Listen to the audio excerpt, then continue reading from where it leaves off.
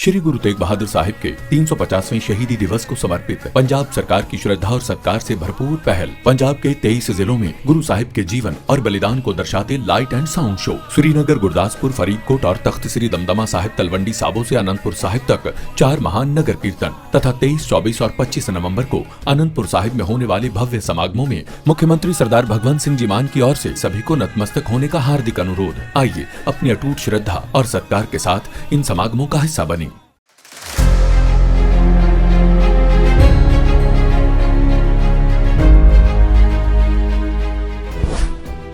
के चुनाव के बाद मोदी पर उठ रहे थे सवाल। ताबड़तोड़ 3 चुनावों में अब मोदी ने दिया जवाब। शेर 2 कदम पीछे हटा, शिकार करना नहीं भूला। अब विरोधी भी मान गए, लौट आए हैं पुराने मोदी।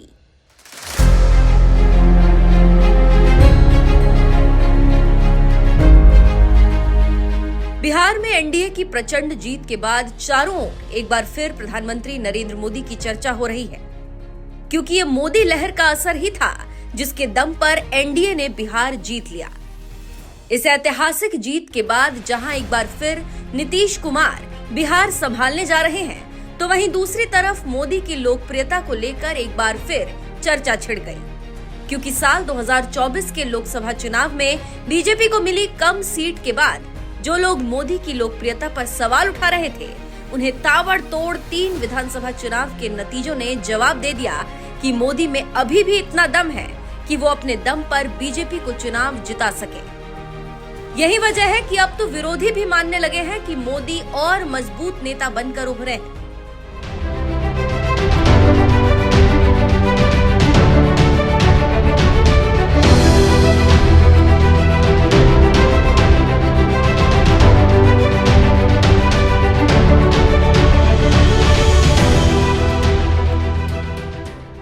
दरअसल साल 2014 का लोकसभा चुनाव हो या फिर साल 2019 का लोकसभा चुनाव, दोनों ही चुनावों में बीजेपी ने ब्रांड मोदी के दम पर प्रचंड बहुमत के साथ सत्ता हासिल की। लेकिन जब साल 2024 का लोकसभा चुनाव आया तो पूरी बीजेपी सिर्फ 240 सीटों पर सिमट गई। लेकिन इसके बावजूद एनडीए के साथ मिलकर लगातार तीसरी बार सत्ता में आ गए। लेकिन इस चुनावी नतीजों के बाद मोदी विरोधियों को जैसे बूस्टर डोज मिल गया था और ये मान के चलने लगे थे कि चलो कम से कम मोदी की लोकप्रियता तो डाउन हो रही है।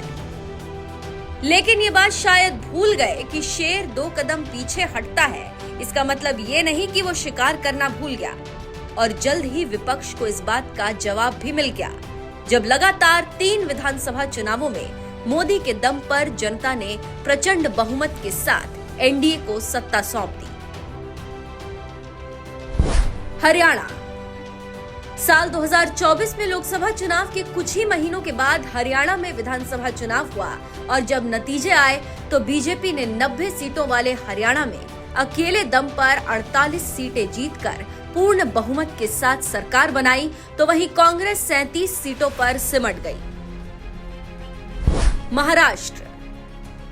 हरियाणा का चुनाव जीतकर पहली परीक्षा में पास हुई बीजेपी के सामने अब महाराष्ट्र जीतने की चुनौती थी, क्योंकि यहां उसके पुराने सहयोगी उद्धव ठाकरे कांग्रेस और एनसीपी के साथ मिलकर चुनाव लड़ रहे थे। लेकिन इसके बावजूद जब चुनावी नतीजे आए तो महाराष्ट्र की जनता ने एक बार फिर मोदी पर भरोसा जताया और एनडीए को 288 में से 236 सीटें दे दी, जिनमें अकेले बीजेपी ने 132 सीटों पर जीत हासिल की और महाराष्ट्र में एनडीए ने सरकार बनाई, जबकि महाविकास अघाड़ी सिर्फ 48 सीटों पर सिमट गई। अब बिहार ने दिया जवाब। हरियाणा और महाराष्ट्र में मोदी के दम पर एनडीए ने प्रचंड जीत हासिल की, तो विरोधियों को लगने लगा कि असली परीक्षा तो अब बिहार में होगी, क्योंकि बिहार में तेजस्वी यादव जैसे युवा नेता हैं, जिनके साथ मिलकर राहुल गांधी कम से कम बिहार में मोदी को रोक लेंगे।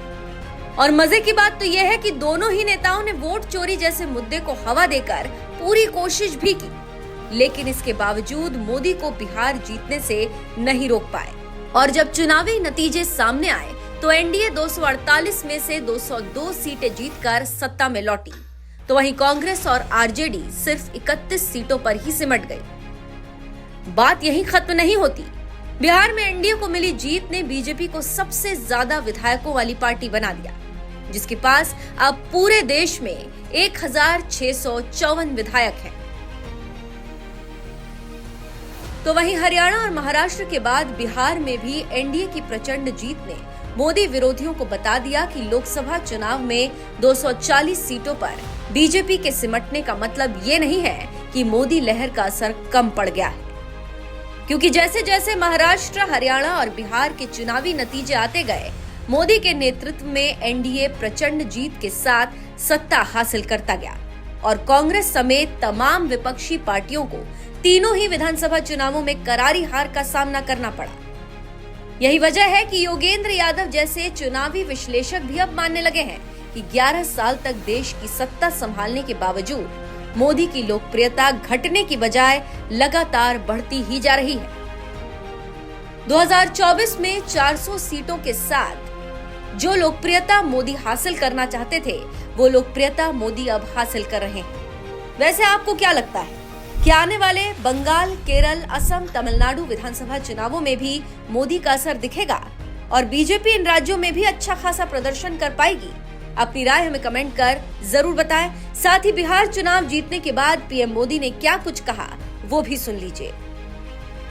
पिछले वर्ष देश के लोगों ने लगातार तीसरी बार एनडीए को अपना जनादेश दिया था।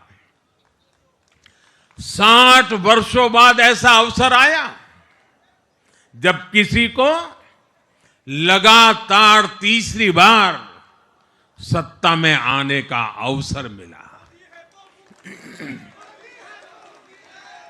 ये देश के विश्वास का, देशवासियों के आशीर्वाद का परिणाम था।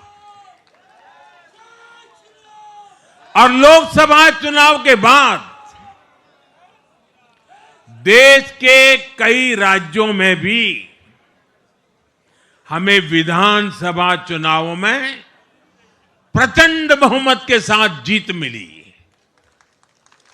जिस हरियाणा की धरती ने जय जवान जय किसान की भावना को आगे बढ़ाया, उस हरियाणा ने हमें लगातार तीसरी बार सेवा का अवसर दिया।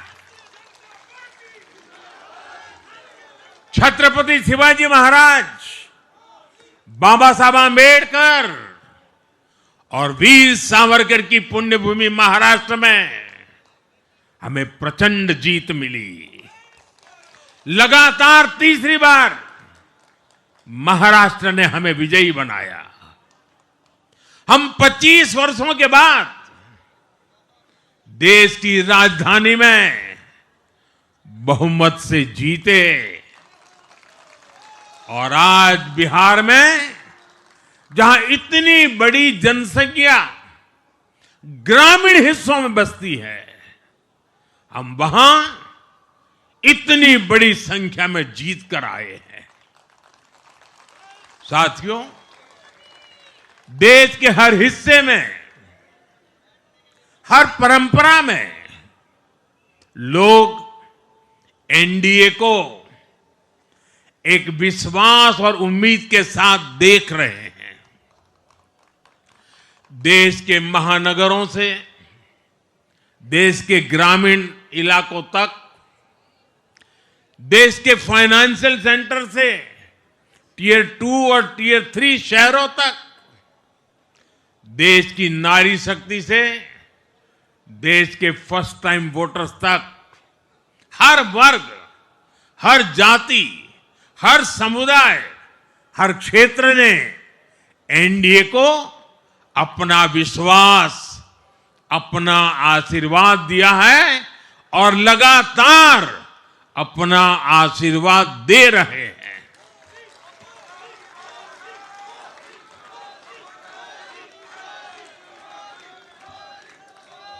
साथियों,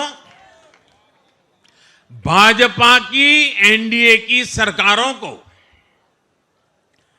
20-20 साल बाद भी अगर जनता फिर से चुन रही है, तो ये देश में pro people, pro governance, pro development राजनीति की स्थापना है।